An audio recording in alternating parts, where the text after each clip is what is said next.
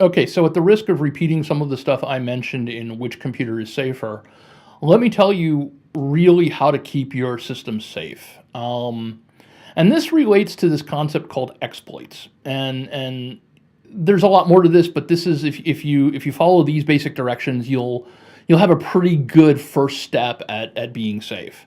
What happens is the bad guys out there are constantly looking for breaks in your protection. In other words, the equivalent of, an unlocked back window in your house that you might have forgotten to lock, or the key you accidentally left under the front mat, or any other way of getting into systems.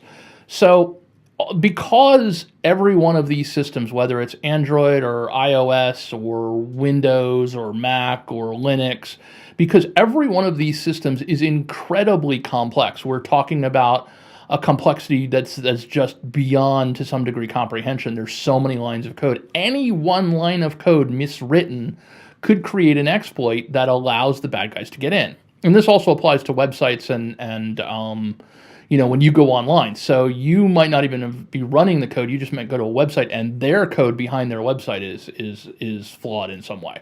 But anyway, the bad guys are constantly looking for ways to get in. And as a result, once they find a way to get in, they will exploit it for as long as they can get away with it until it's patched and fixed.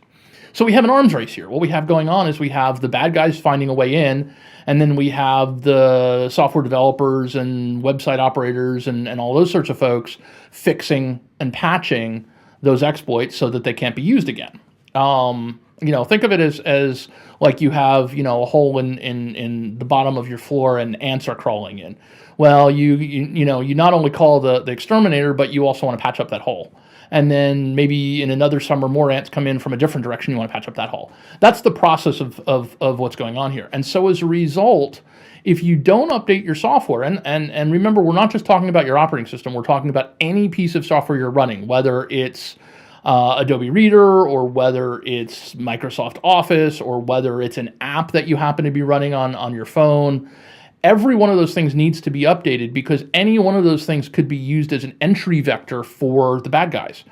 And the key thing is that if you keep your system unupdated for a long time, then more and more of those exploits will be available to the bad guys to get into your system instead of somebody else's system.